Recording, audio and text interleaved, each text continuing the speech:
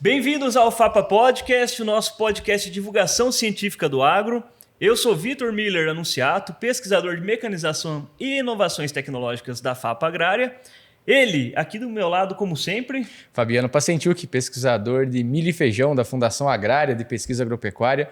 Aqui nós transformamos pesquisa em conversa e conversa em conhecimento de qualidade, meu amigo Vitor. É isso aí. Hoje, falar em conhecimento, a gente vai conversar sobre um conhecimento que todo mundo quer ter, mas ninguém quer fazer direito, ou não sabe como que faz, ou como que mede, né? Muita então, gente fala que faz, mas não sabe sequer nem o que significa. Pois é, cara. E é um assunto que nós aqui no nosso tipo de agricultura aqui, a gente faz até que muito bem, porém não é reconhecido também, né? Exatamente. E pensando em FAPA, inclusive quando nós falamos na missão da FAPA, a palavra sustentável ela faz parte da nossa missão, né?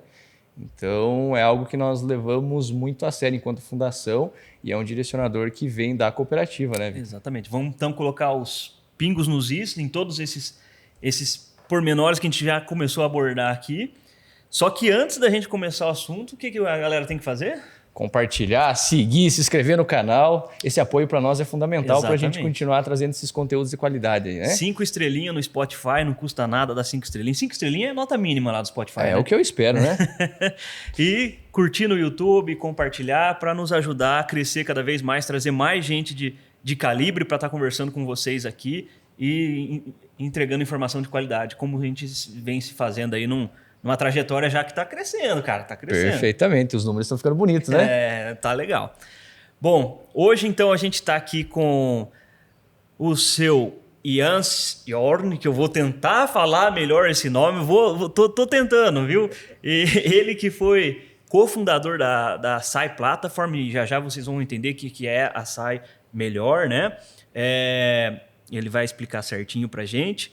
Foi o comprador responsável pela matéria-prima, compra de matéria-prima da Nestlé mundial, né? Então, assim, um baita de uma responsabilidade. Conhece pouco, né? E ele conhece muito dessa questão da relação do produtor rural com a qualidade de matéria-prima e também o que a indústria deseja, né? Como um todo, de se ter ali, né? Uma matéria-prima de qualidade com responsabilidade social, socioambiental, né? E ao lado dele, a nossa amiga Marielle Stetzer também. Eu me complico com sobrenomes, né? É enrolado. Por isso que eu tenho sobrenome fácil, sempre também. O seu nem arrisco falar, né? A Mari, que é aí então também da parte de estratégia, né? Da agrária, e também cuida ali na parte de estratégia a parte de sustentabilidade ali, ela que é responsável junto com o Laz ali, né? Acho que a Mari manda mais que o Laz lá, né? O Laz só fica piruando lá só e fugindo do nosso podcast, né? E fugindo do nosso podcast, né? Mas essa é uma brincadeira, Mari, porque ele, desde que lançou o podcast, ele tá falando, eu quero ir lá falar. E a gente, vamos lá, quando você quiser, poxa, né? Venha. E aí, a gente marcava, ele, não, cara, eu não posso ir. Marcava de novo, ele, não posso ir. Sempre aparecia algum imprevisto. Aí... Mas vai dar certo. Vai dar certo. Uma hora vai dar certo. Bom, gente, fiquem à vontade. Seu Hans, se o senhor puder começar contando para a gente um pouco da SAI e qual que foi a trajetória dela até então, né? E qual que é o objetivo dela de existir hoje no mundo. Né? Acho que é um bom começo para a gente começar a assentar os tijolinhos da nossa conversa aqui. Sem dúvida, sim. Então vamos tentar de dar assim praticamente estamos agora com 23 anos de existência e qual foi a razão para ter criado a Sustainable Agriculture Initiative plataforma. Porque já há 25 anos tivemos exatamente os mesmos problemas que todo mundo veio, a indústria não alinhado com uma aproximação de definir mais ou menos o que é agricultura sustentável. Então, todo mundo tinha sistemas de certificação, sistemas de verificação, e o agricultor, de vez em quando, o produtor recebia 3 ou 4 empresas comprando a matéria-prima dele com requisitos diferenciados. Porém, a maioria eram as mesmas coisas. Como é hoje a mesma situação sobre, se nós vamos falar, por que nós estamos ajudando, e como a agrária é muito à frente também da transformação na direção da chamada agricultura regenerativa, com uma continuação, vamos dizer assim, de antigamente falando de produtos Integrated Pest Management, IPM, e depois agricultura sustentável e agora agricultura regenerativa. Não? Então, é uma evolução, não é uma revolução, é uma evolução. Essa plataforma tem hoje, por princípio e por meta, de ajudar empresas de trabalhar com agricultores, produtores, intermediários, como, por exemplo, uma agrária, de transformar a sua produção de um sistema convencional, vamos dizer, para um sistema regenerativo. Perfeito. É isso que nós estamos fazendo hoje em mais de 60 países, deve ter mais de 1 milhão, talvez já 2 milhões de agricultores no mundo inteiro que começam a praticar, que têm praticado muitas coisas aqui. E aqui no Brasil, eu fiquei há mais ou menos, 10 meses, em janeiro, visitando, há muitos anos, que eu não tive tempo para fazer isso, fazendas no Cerrado, fazendas também lá mais no norte. Eu vi que, puxa vida, aqui já se pratica a agricultura regenerativa de uma escala nunca vista em nenhum lugar. Olha só. E eu sabia, eu conhecia depois quando que foi isso, se eu não me engano, em maio nós tivemos na Assembleia Anual Geral Mundial na França, aí nós nos encontramos de novo com a agrária, e eu tenho que te dizer que, de fato, eu tinha um convite da agrária desde que o senhor Jorge Carl era presidente, não, o chairman. Ele me falou, acho que 2006 ou 2007. 2016. O 16, é que ele achava que todas essas ideias que nós tivemos nesta época era realmente o futuro. É assim que mas isso vai fazer agora quase 10 anos. Quase 10 anos. A agrária virou também membro, é um dos melhores membros hoje na prática do Brasil. Então você vê que é uma história de 23 anos de trabalhar assim no mundo, e aqui especificamente agora também com a agrária. E eu estou muito contente de estar aqui, e muito obrigado pelo convite para ter um papo interessante com vocês aqui. Nós que agradecemos a presença, inclusive o pessoal já deve ter percebido pelo sotaque, né? O seu Hans é suíço, né? Sim. Então, mas fala muito bem o português, né? Nem estão precisando. Inclusive, melhor do que o meu, viu, velho? Eu também acho. Ele tá extremamente fluente. Mari, eu queria que você falasse um pouquinho para a gente qual que é a importância hoje para a agrária de ter um consultor como o seu Hans aqui presente com a gente, né? Para nos ajudar, né? Ele já falou um pouco da qualidade que a gente tem de sustentabilidade, porém a gente tem alguns desafios ainda, né? O que vocês da parte de estratégia de negócio, que vocês da parte de sustentabilidade entendem que é necessário evoluir ainda, e aí sim se faz necessária a presença do seu Hans aqui junto conosco para nos auxiliar também a colocar tudo no eixo ali, né, para avançar nesse tema. Certo, Vitor. Então, a agricultura sustentável hoje, né, é o alicerce da agrária. Ela é dentro do nosso planejamento estratégico, né, até no nosso mapa estratégico ela fica na base porque ela é o alicerce. Tudo que a agrária tem é construído sobre a agricultura sustentável, né? O fato, né, desde que, como o seu Hans mencionou, né, desde 2016, né, quando a Agrária se filiou à SAI Platform, a gente entendeu um pouco melhor esses conceitos, né, de agricultura sustentável e agricultura regenerativa no mundo, isso ficou mais claro, porque a gente pôde ver que aquilo que nós fazemos aqui, a importância global daquilo que hoje os nossos produtores fazem dentro das suas propriedades, né. E aí o convite, né, do seu Hans para estar aqui conosco, né, faz parte também dele conhecer melhor a nossa realidade e nos ajudar, inclusive, a divulgar para o mundo tudo que os produtores nossos já fazem dentro das suas propriedades, né. Como o Sr. Hans comentou, né, ele acabou ficando surpreendido, né, em relação a tantas práticas que hoje os nossos produtores fazem.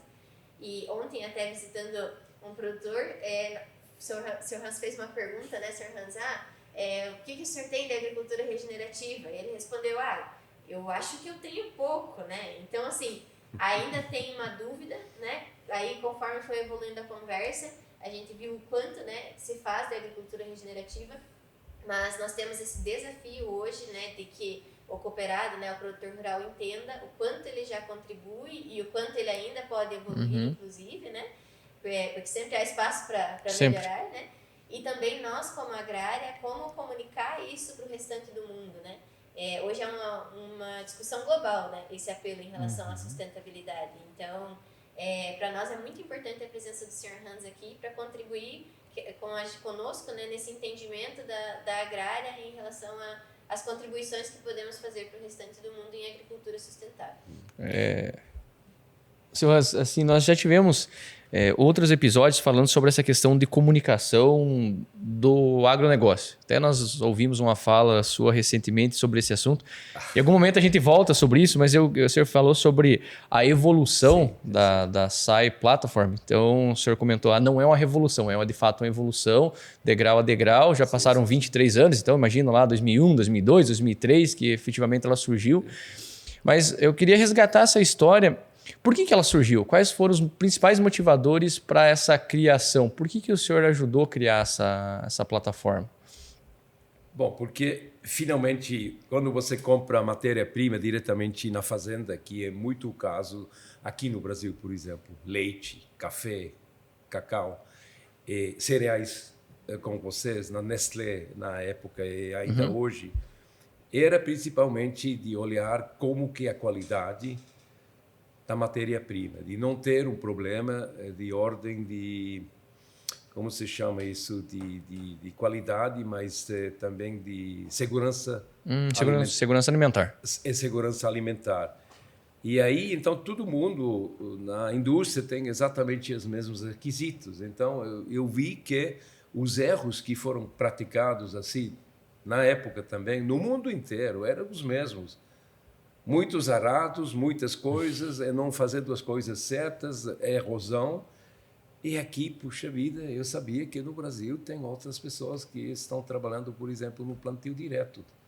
Aí nós falamos, se nós podemos pegar também outras empresas e aliar essas empresas a divulgar o que são os princípios da agricultura sustentável, isso poderia ajudar a realmente melhorar muito essa situação de não sobrecarregar os agricultores com papel, com certificação, com tudo isso, aquilo.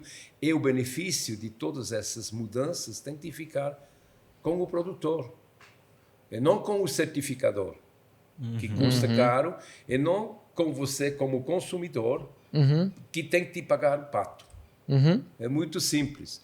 Então, depois vem uma crise após a outra, aqui também no Brasil, e finalmente hoje nós estamos vivendo num planeta que tem praticamente 10 bilhões de seres humanos que precisam diariamente uma nutrição equilibrada, boa, abordável, e vendo de que se fazia muitos erros nas práticas na agricultura em geral no mundo, nós começamos a realmente a ver o que é o próximo passo, e agora nós vamos falar talvez um pouquinho dessa ideia da agricultura regenerativa, não? Por quê? Porque finalmente todo mundo queremos também estar no negócio nos próximos 10, 20, 30 anos de ter sucessões nas fazendas, porque se você tem isso quer dizer que a próxima geração tem também um futuro na agricultura, a indústria tem acesso à qualidade de matérias-primas e tem também uma possibilidade de comunicar hoje muito mais ao consumidor através das marcas ou através de indicações também sobre a política agrícola num país, por exemplo, não? Então, você vê que, de fato, não é só a agricultura, as práticas, mas é tudo o sistema que é a cadeia do agricultor até o consumidor. E hoje, mais a mais, e ainda principalmente aqui no Brasil, essa matéria-prima está viajando muito mais do que nós todos juntos. Sim, com certeza. Ok? Então, tem comércio internacional. E essas pessoas lá fora, eles estão exigindo muito mais coisas, e de vez em quando muitas coisas que são absurdos, que não têm nada a ver com a nossa situação aqui no Brasil. E assim, essa plataforma é um filtro, é um embaixador entre os que recebem e entre essas que produzem aqui. Então, um ponto muito importante para essa plataforma é justamente de ter membros como uma agrária que tem tanto conhecimento e que é tão avançado nesse assunto da agricultura regenerativa, e ninguém está sabendo, porque você falou sobre a comunicação. Eu acho que nós estamos simplesmente aqui não comunicando o que nós devemos comunicar. Eu falei assim, nas discussões, eu falei a mesma coisa, você ganha na loteria, mas você é preguiçoso de pegar o prêmio. E olha o que eu vi aqui de coisas boas, assim, de pessoas que... Eu sempre estou me referindo ao futebol, não porque eu muito entendido em futebol, mas eu tinha, quando eu vinha pela primeira vez no Brasil, assim, a possibilidade de ver os craques na época ainda. Não que eu sou tão velho ainda, mas o Pelé jogava numa... como se chama Amistoso? isso? Amistoso, assim, não era mais na cara. Isso me fica na cabeça para sempre. E vocês têm Pelés, ok? Na agricultura aqui. É fantástico. Aqui, membros dessa cooperativa. Esses Pelés devem ser conhecidos no mundo. Precisamos comunicar melhor. Hans, eu tenho um aprendizado que me veio assim pela minha experiência fora do Brasil, né? Eu morei uma época na França, morei outra época nos Estados Unidos, e eu entendi que o brasileiro ele espera que venha um reconhecimento para ele por ele estar trabalhando bem. Então, assim, eu estou trabalhando bem, tem que vir esse reconhecimento. Mas a gente vê que é o contrário. Plantio direto existe no Brasil já tem 50 anos. Já. Então, assim, se alguém fosse reconhecer lá fora, já devia ter reconhecido, porque existe já há 50 anos, né? Então, assim, nós precisamos de estratégias, né, para ir atrás do direito que é nosso, buscar o prêmio, o dinheiro da loteria, né? Sim. Qual que é o caminho que o senhor enxerga hoje que nós, produtores brasileiros, devemos fazer para que conseguimos acessar o dinheiro, né? Largar, entre aspas, né? Deixar de ser preguiçosos, né? Nesse aspecto. Sim, mas não pega isso como preguiçoso, isso não é uma coisa pejorativa, sim, não? Sim. É uma falta de, vamos dizer assim, de movimentar uma oportunidade, não? Uhum. Porque você falou dos 50 anos ou 40 anos de agricultura, plantio direto, assim. Eu voltei para a Suíça nesses anos 80, depois, assim, era estagiário aqui, como estudante. Eu falei dessas coisas e fiz filme Super 8, você sabe, como essas velhas coisas. Mostrei as coisas. Demorou 20 anos até ter a primeira máquina semiato na Suíça. Olha só. Não, ninguém entendia muito bem o que era, não? E até hoje, na Europa, nós somos totalmente atrás do do acontecimento aqui no Brasil. O Brasil, nesse sentido da agricultura regenerativa, é muito à frente, muito à frente. E vocês não sabem. E as pessoas lá também não sabem. Mas nós estamos agora estabelecendo assim uma ponte de realmente fluxo de informações e de mostrar o que pode. É lógico que o sistema de produção aqui é diferente. Nós chamamos isso agora agricultura tropical regenerativa, porque o ecossistema, clima, tudo isso é diferente. A estrutura, a maior fazenda na Suíça hoje não tem nem 600 hectares. Olha só. O resto é pequenas fazendas, quase chácaras, não? Uhum. Mas funciona lá, né? Mas isso não se compara.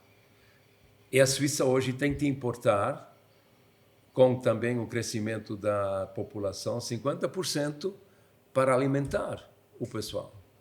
E ainda bem que tem um Brasil. Ainda bem que tem um Brasil. Só que o Brasil agora atende outros mercados. E isso é um desenvolvimento que nunca estava previsto nos anos 80. Eu me lembro, não? Se você iria falar, olha, o Brasil um dia vai ser o maior exportador de muitos produtos agrícolas, assim, provavelmente as pessoas teriam, olha, ele tomou demais. Não? Não, foi muita caipirinha. Eu sou mais de caipirosca. Não. Aí tomou muito caipirosca, não? Mas hoje, se nós analisamos justamente essa mercado global e como são as cadeias internacionalmente organizadas, nós temos de fazer uma coisa certa, é de poder garantir de servir quem precisa, e para isso nós precisamos de cuidar muito bem dos nossos recursos naturais na fazenda.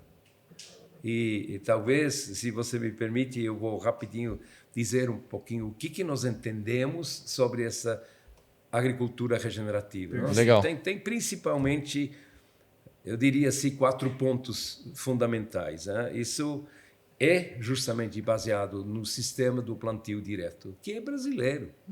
Os americanos também fizeram assim, mas não com tanto impacto como aqui no Brasil. E depois, a segunda parte é recuperação de qualidade de solo. E a terceira parte é mais a integração. Aqui na agrária, na sua região, é mais importante, aliás, importante, mas não é menos, é a integração lavoura e também pecuária e floresta. Porém, vocês também têm florestas e reflorestamento. E hoje um tema que nós não podemos evitar, que é essa recarbonização da biosfera terrestre. Não? E se nós falamos do plantio direto, o que são os assuntos importantes? E principalmente de não usar mais o arado, quer dizer que fazer menos distúrbios no solo, a ausência de revolvimento do solo, não? Porque aí se evita já primeiramente erosão. Não?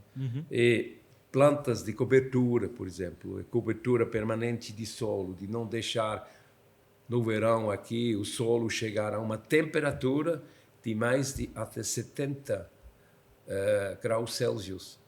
Isso queima tudo os primeiros 5, 10 centímetros dentro do solo. Né? É que é muito importante para a saúde da planta. E a diversificação das rotação de culturas, manejo integrado de nutrientes, manejo integrado de pragas e doenças. Mas isso aqui você pratica já. O senhor falando, entendeu? Me soa com a naturalidade isso. Assim, até quando você falou, Maria, eu tô perguntar, então, o senhor faz isso? Parece que sim, é tudo muito natural. E aqui, o que eu vi, eu fiquei assim, sabe? Pensei, puxa vida, em que planeta que eu estou? Fantástico. Claro que tem muita coisa para melhorar, mas esse primeiro pilar aqui, vocês lá fizeram, quer dizer que quando esse senhor lá, o Jorge Carle, nós tivemos ontem rapidinho uma interação lá, isso faz menos de 10 anos, e vocês já trabalharam assim, por exemplo, na recuperação do solo, que nós estamos dizendo. Bom, puxa vida, vocês trabalharam o solo de tal maneira que vocês têm teores de carbono, de SOMs, que nós chamamos isso assim, muitíssimamente alto. Quer dizer que muitos elementos assim, recuperação de áreas de proteção que nós vimos numa fazenda ontem, assim, e permanentes, e reservas legais. Nenhum país tem mais reservas legais proporcionalmente à área cultivada do que o Brasil. E ninguém sabe isso lá fora. Então, o negócio também, finalmente, recuperação, vamos dizer assim, sequestro do carbono via resíduos culturais. Isso vai com cover crops, Sim. cobertura. Então, você tem muitos elementos. Ficamos visitando uma outra fazenda que diz, eu não faço nada dessa coisa de regenerativo. Não, mas depois você pega essa folhinha e você fala, não, você já está bem por dentro, sabe? Não, isso é uma surpresa, foi muito bacana, foi fantasticamente bacana. Não? Agora, os compradores que vêm, depois os intermediários, até que depois tem a farinha da agrário dentro do produto final em São Paulo, ou na Europa, ou na China, assim, não tem a mínima ideia o que são todos esses esforços e esse desempenho na agricultura que vocês fizeram uma propagação muito grande. Então, é lá que é praticamente como campo de ouro que ninguém minou ainda. Exato. Talvez. Né? Ô Mari, acho que nessa ideia que o Hans passou para a gente, né, deve vir muitos compradores aqui batendo na nossa porta e falar, eu quero um trigo, quero uma cevada, quero um malte sustentável. Né? Sim. Acredito assim, obviamente o seu Hans faz parte dessas ações que a agrária está tomando para mostrar que realmente é sustentável, né? Mas eu queria entender de você assim, quais são os maiores desafios como agrária, o que a gente tem de maior desafio de falar, tá vendo, isso aqui realmente é sustentável. Sim. A gente já entendeu que a gente está no caminho, faz tudo bem direitinho, né? E isso antes mesmo de ser uma demanda comercial, né? Já se existia o plantio direto, veio para produzir mais, na verdade, né? Não tinha ideia de ser sustentável por si só, né? Então, quais são os desafios, Mari? Eu acho que se fosse para resumir em um único desafio, né? Mesmo que a agrária ela tem muitos clientes multinacionais, né? E aí essas pessoas sediadas, né, em outros países desconhecem a nossa realidade. Então, para eles hoje, enquanto o mundo está falando em começar a fazer agricultura regenerativa, muitos não entendem que aqui nós já temos ela de uma forma quase que consolidada ou bem evoluída, né? Então, é muito complexo para nós mostrar isso. Por isso, nós sempre temos essa iniciativa de convidar, né, trazer as pessoas aqui para conhecer a realidade da cooperativa agrária e dos nossos produtores rurais, para que eles realmente, né, vejam, né, com os próprios olhos o que estamos fazendo aqui, né. A gente, né, apresentou aqui para o São Hans na agrária, nós temos, né, a FAPA, né, aqui a Fundação de Pesquisa, que ela é a nossa vitrine tecnológica, né, ela testa tudo o que o produtor, de melhor para o produtor utilizar no campo, né, e de boas práticas. E hoje na cooperativa, né, isso é traduzido pelos agrônomos no dia a dia, né? Ontem ainda encontramos no meio da estrada, né, um agrônomo fazendo acompanhamento técnico junto com o produtor rural na lavoura, né? E aí isso é traduzido para que o cooperado tenha a melhor rentabilidade possível. Então, uma das coisas que comentamos bastante nesses últimos dias, né, com o seu Hans, é o quanto a parte de economia rural é importante dentro do assunto de sustentabilidade também. Então, por quê? Porque a economia rural é ela que vai contribuir para que você tenha a sucessão, para que você tenha, né, aquela perenidade na tua propriedade, né? O assunto sustentabilidade ele não pode estar distante, né, da viabilidade econômica. Perfeito. E isso também é um desafio para nós quando algumas empresas multinacionais nos propõem algumas ações e que nós já entendemos que economicamente não é viável. E aí, entendemos que eu digo, com base em resultados de pesquisa, né, da FAPA, e aí isso também é um desafio, né, para mostrar do porquê que na nossa realidade algumas coisas não se adaptam, né, não são economicamente viáveis, e explicar que a viabilidade econômica da sustentabilidade também tem que estar junto, né, com toda essa agricultura regenerativa. Essa pergunta que eu ia fazer para o seu Hans agora é justamente sobre essa questão de rentabilidade. Porque eu imagino que boa parte das pessoas que nos acompanham são cooperados, são proprietários, e tem aquela pergunta que ela não é simples responder, mas ela é sempre frequente, né? Beleza, nós vamos fazer tudo isso, e quem vai pagar para nós isso aí? E aí eu vou reforçar essa pergunta, ou colocar mais uma pimentinha nela, que é aquele sentimento, puxa, é uma exigência para nos rentabilizar ou é uma exigência para começar a tirar nossa competitividade num cenário internacional e visto alguns outros mercados emergentes produtores de alimentos? Então, eu gostaria de trazer esse tema para a gente discutir, seu Hans, rentabilidade e competitividade. Pimentinha não, né? Uma baita de uma pimentona que você colocou para o seu Hans responder. Não. Veja bem, eu também pratiquei como fazendeiro, eu tive alguns anos também na lavoura, e o agricultor, o fazendeiro, ele não sobrevive com preço, ele sobrevive com margem. Esse é um erro que muitas pessoas não sabem. Quanto você paga mais? Não, o problema não é de pagar mais. O problema é de entender que você é responsável pela sua estrutura de produção em termos econômicos, como também em termos ecológicos, e você tem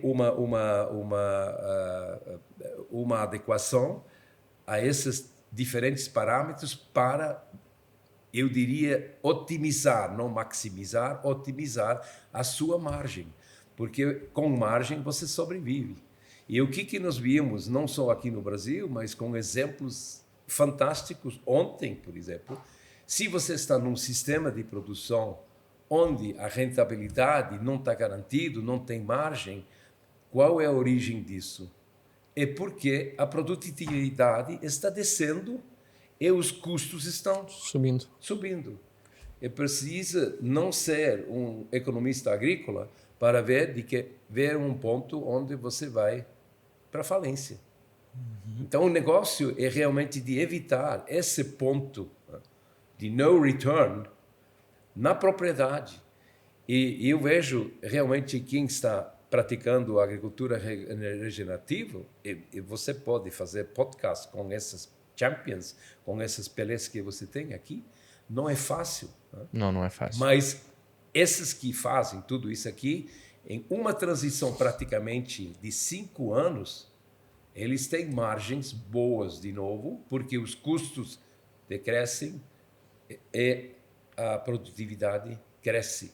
É fantástico. O que você quer mais? E você faz bem para o solo, você faz bem não só para o solo, mas também para a sua conta no banco, no bolso, e isso é a sobrevivência. Então, se você não tem dinheiro sobrando, um fluxo de caixa positivo, você também não pode continuar investindo. Então, para mim, rentabilidade, todo mundo lá, essas que estão mais assim politicamente, assim, a rentabilidade, ganhar dinheiro é mal na vida. Não, você precisa, isso para mim é oxigênio. Se uma planta não tem oxigênio, ela morre. Um animal, mas um agricultor que não tem fluxo de caixa, não tem oxigênio no bolso, também não vai para frente.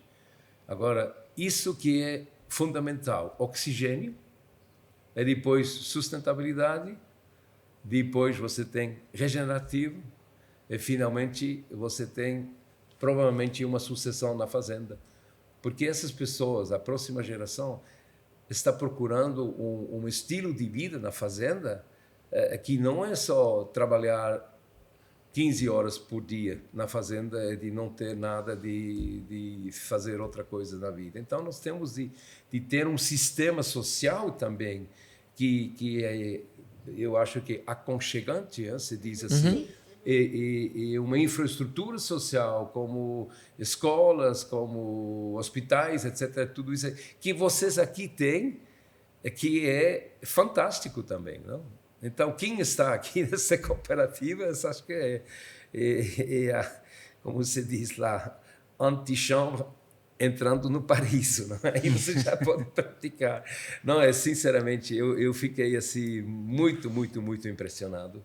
E eu vejo de que essas coisas aqui que a gente tem em palestras, em livros, são sendo praticados em prática. Então não é uma ilusão, entendeu? Uhum. Não é uma coisa que não funciona, tudo isso aqui pode funcionar, porém com pessoas dedicadas. Você precisa de aprender muita coisa, você precisa de fazer muitas coisas. O primeiro bolo pode não sair bem, mas depois do 10º bolo, todo mundo só quer o seu bolo. Exatamente. Então, a evolução vai totalmente, do meu ponto de vista, de uma maneira humilde, na posição e na direção certa, não? É no mundo inteiro, não só aqui no Brasil. Eu estava junto com um fazendeiro há pouco tempo da Finlândia. E lá na Finlândia, ele não tem 365 dias que ele pode mexer com a terra. Ele só tem 100 dias. Ele pratica também práticas regenerativas e diz isso funciona. É na mesma coisa na Itália, que tem praticamente 300 dias de cultivo, também funciona. Aqui no Brasil, você faz 5 culturas em 2 anos. Mas lá, então você vê que são princípios assim, principalmente que respeitam a natureza. Uhum. E se você respeita a natureza te recompensa com um benefício incrível, não? E talvez, para terminar essa pergunta, e eu aprendi com um agricultor, ele diz, olha, eu estou agora já 35 anos na agricultura. Ah, é? Pedro é o nome dele. Não daqui. Uhum. Não é um Pedro daqui, mas um Pedro lá do Cerrado. E agora? Há 30 anos eu trabalhei contra a natureza. Explica. Bom, isso seria um outro podcast. Depois, eu perguntei, mas o que você fez? Bom, eu tinha de mudar realmente. E entrei nessa ideia de agricultura regenerativa com vários colegas que já praticam tudo isso. Então, explica, Pedro, os últimos 5 anos. Você sabe o que ele me disse? Agricultor, fazendeiro, empreendedor. Hoje, eu trabalho com a natureza. A natureza trabalha para mim. Eu posso lhe dizer que ele não tem mais dívidas no banco. Olha só. Uau! Encontrou equilíbrio. O que você quer mais? E depois, isso não foi o final da história. Ele me disse também, eu tenho 2 filhos, um é advogado, um que é vendedor de insumos, mas não bioinsumos, nós não falamos ainda de bioinsumos. Eles querem voltar e repegar as fazendas. O que você quer mais numa família se você tem essa possibilidade de dar a sua propriedade e a continuidade do seu negócio dentro da família, não? Então, esses são os propósitos. Não é uma coisa de ticking the box e de ter certificações e tudo isso. Não, nós somos muito práticos, right to the point, e fazendo as coisas certas para, como eu já falei, ter o maior cuidado dos recursos naturais. Solo, ar, não poluir e água, principalmente. E toda a flora, fauna, mas aqui vocês já praticam.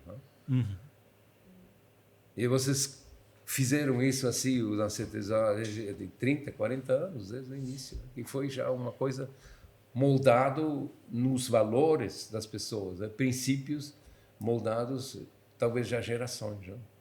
Com certeza.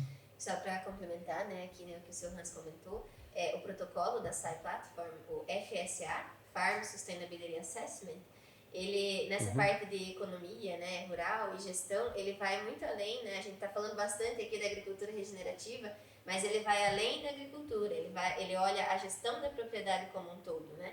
E tem toda essa preocupação social e econômica, né? Então tudo isso é avaliado dentro desse protocolo, pensando, né, na continuidade mesmo, né, do negócio, no negócio da propriedade rural como um todo.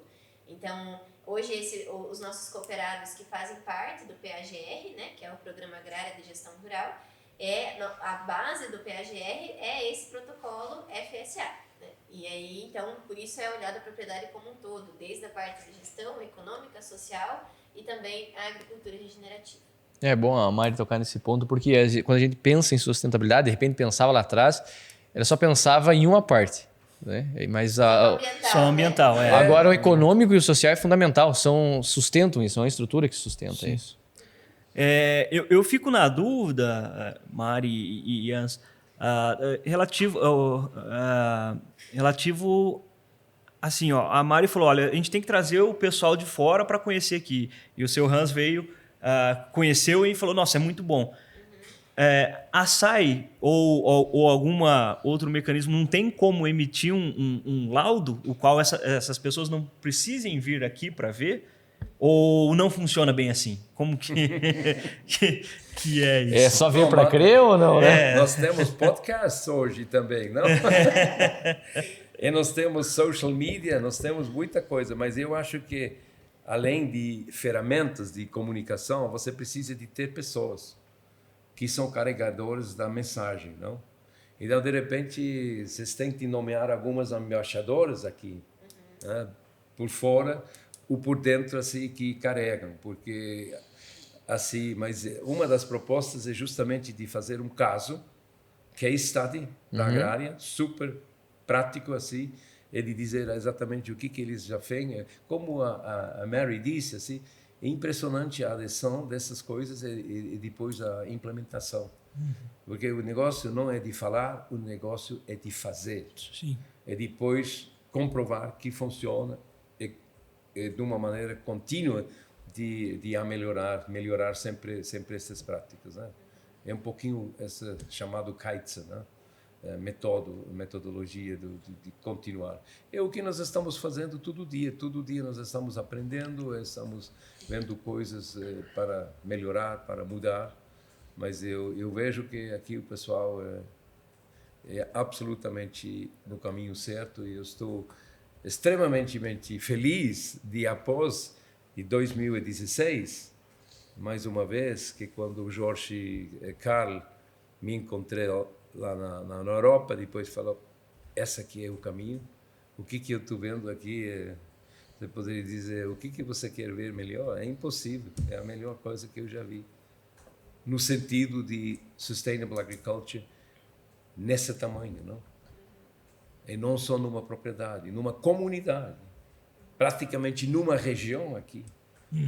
E isso se multiplica também no Cerrado, isso se multiplica mais no Norte, e isso é fantástico. É por isso que nós acreditamos de saber de que o Brasil tem hoje mais de 3,5 milhões de hectares plantados e cuidados sobre esse regime de agricultura regenerativa.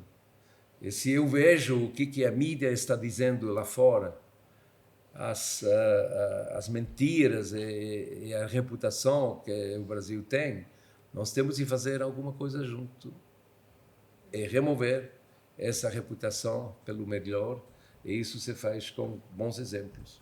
E não só em PowerPoint presentations. Com bons exemplos, é por isso que eu falei, quem quer vir, vem vir, nós podemos mostrar aqui, né? A gente ouviu o senhor responder essa pergunta recentemente, mas esse aqui é um material que ele vai além daquelas paredes que ouviram a sua resposta, então eu vou refazê-lo. Em algum momento perguntaram para o senhor e eu vou, né, parafrasear essa pergunta. Nós podemos e devemos melhorar muito a nossa comunicação, mas tem aquela sensação que parece ter uma barreira, sobretudo, né, no mercado europeu, de ouvir as nossas histórias e acreditar nas nossas histórias. O senhor tem esse sentimento ou não? É só a nossa parte que nós podemos melhorar? Não, mas depende com quem que você fala também. Se você faz assim, como uma informação, como uma commodity que pega lá uma coisa de um dia. Não, você tem que construindo uma base e com isso como uma base com um grupo que eu quero dizer, WhatsApp groups, working groups, e depois você faz o feeding, você tem que dar de vez em quando uma notícia, aquilo, quer dizer, hoje eu acho que com a social media nós poderíamos fazer muito mais, que não custa muito caro, mas tem que ser diferenciado, tem que ser feito assim, mas enfim, precisamos ajuda dos que entendem, mas isso talvez seria alguma coisa para realmente analisar muito bem, porque, veja bem, você tem na cadeia o produtor, o transformador, depois o trader, depois você tem retail, os supermercadistas, você tem os consumidores. Então, a mensagem de que o que vocês estão fazendo aqui não é idêntico a todos esses diferentes grupos. Então, o consumidor ele não quer saber quantos agricultores já fizeram isso, quantos hectares foram transformados. Ele quer pegar aqui e ler talvez alguma coisa que está escrito aqui, transformando pesquisa em conversa e conversa em conhecimento. Uau! Isso é inteligente, viu? Quem faz isso? A agrária, a FAPA faz isso. Eu quero realmente um produto da FAPA. Você está entendendo? Esse aqui é o caminho. E o outro que está dizendo, não, as vacas estão não sei o que com essa doença, nós não vamos mais importar do Brasil. Aí você tem que tratar esse segmento completamente diferente. Não, aqui nós temos um sistema de saúde animal que é assim.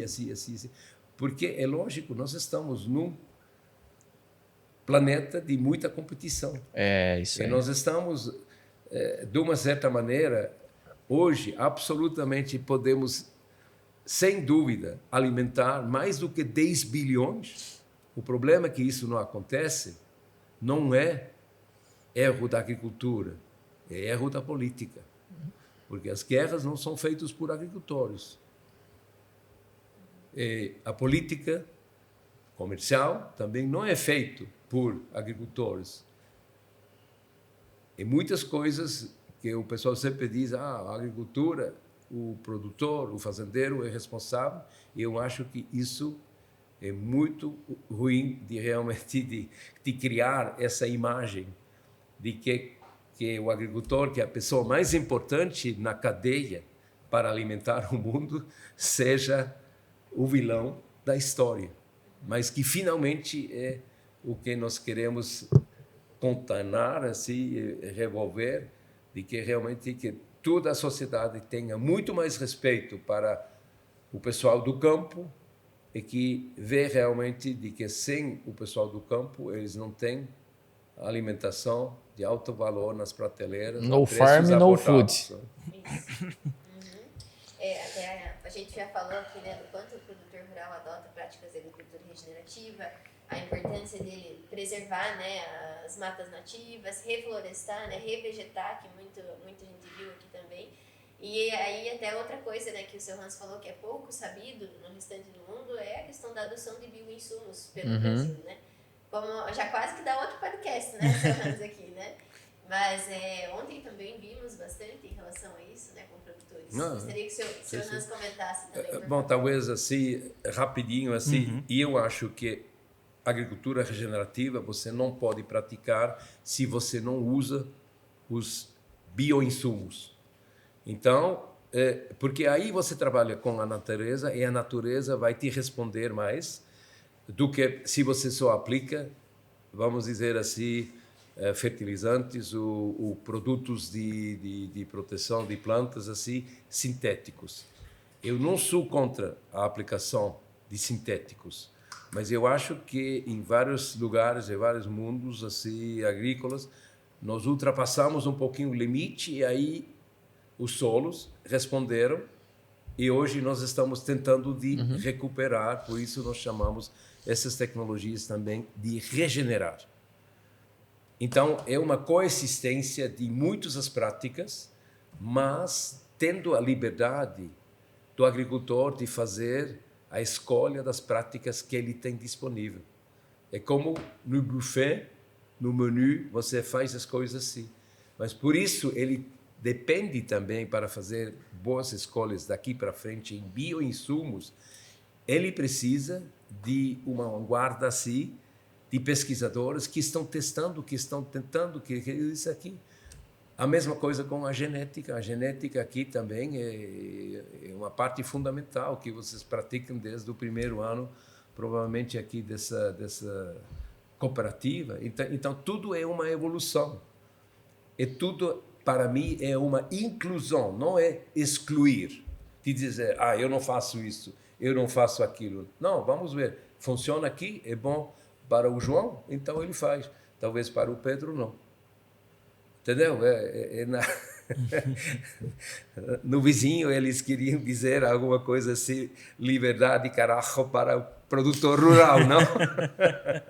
E não pelos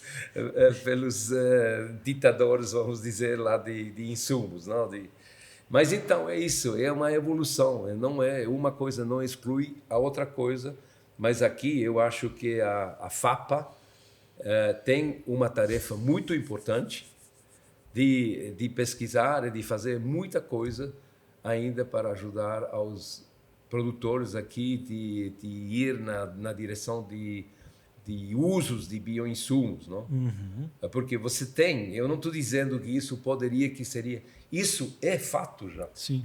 Eu vi isso aqui com produtores aqui que passaram essa transformação e não era fácil. Mas se você pergunta, você vai voltar para o sistema anterior? Niet. Ninguém quer fazer isso. Então, essa aqui é a prova que é o caminho, não? Veja, mais uma vez, eu vou resgatar para o fórum que nós estávamos há um tempo atrás, em que o seu Hans perguntou quem que usa bioinsumos aqui. O pessoal, por timidez, talvez, né? Poucos ergueram as mãos, né? Aí depois foram... Não... Quem que usa, quem faz inoculação na soja? Claro, 100%. Então, sim. Nós economizamos anualmente toneladas e toneladas e toneladas de adubos, de fertilizantes fósseis, né? Sim. Então, é bem feito. Claro, nós temos uma oportunidade enorme, com muita cautela, muita sobriedade de melhorar, mas tem se feito muita coisa legal, importante, né? Sim, ontem a gente viu em loco, né? Os nódulos na soja, né? Do Bradyrhizobio. A fábrica de fertilizante ali no campo, né? Não, exatamente. Olha, eu tirei lá algumas plantas de soja e vi os nódulos e coisas assim. É fantástico. E tem até uma outra coisa que um grande problema sempre é no mundo inteiro, herbicidas, não? Uhum. O dia que nós também temos soluções para não usar herbicidas sintéticos, ou menos herbicidas sintéticos, é muito melhor pelo bolso do agricultor, é muito melhor para a natureza, para o solo, e o que hoje ninguém quer mais ter resíduos de herbicidas ou de outras, vamos dizer assim, moléculas na comida, na alimentação. É normal, é como, por exemplo, a antibiótica também, não? Uhum.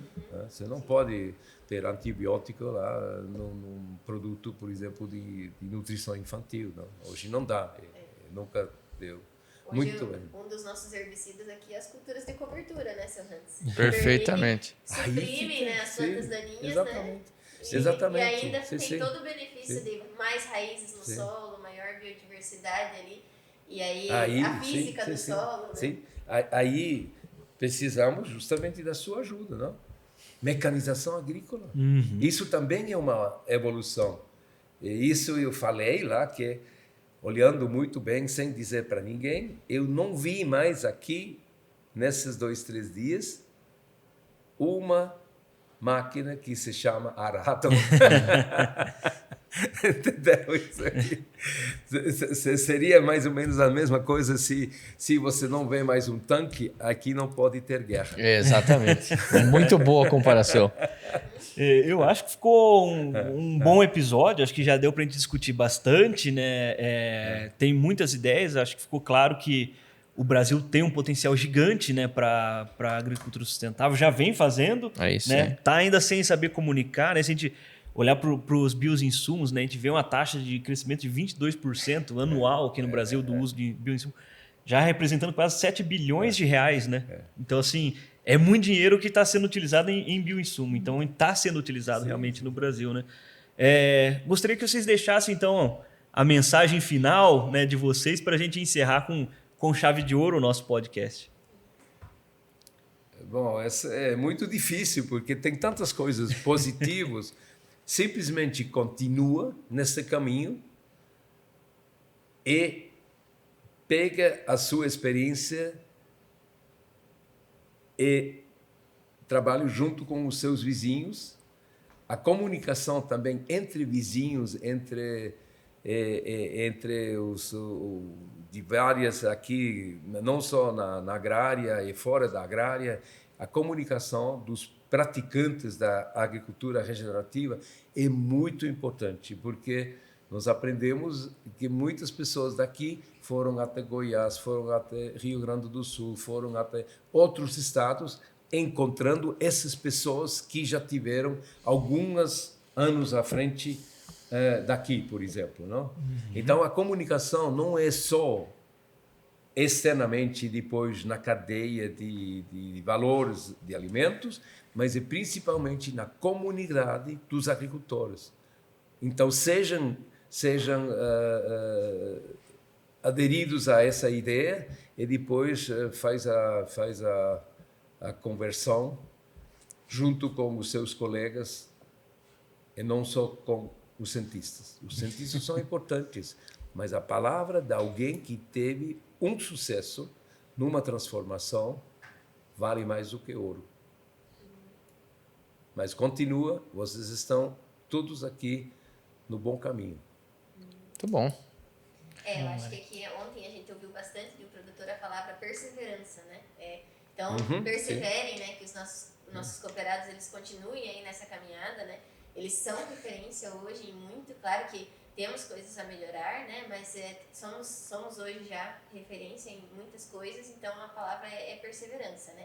Sim. E aí, voltando ao início, né, da nossa conversa, né, da importância da SAI Platform, de fazer esse elo entre o produtor rural e o mercado consumidor, né, toda essa rede de pessoas envolvidas, né, isso é um trabalho que a Agrária vai continuar fazendo, né, firme, da gente estar cada vez mais próximo tanto do consumidor, entendendo quais são as demandas hoje do mercado e aí traduzindo isso para o nosso produtor rural, para que ele esteja sempre alinhado, né, conectado com essas demandas, né, e persevere na sua atividade.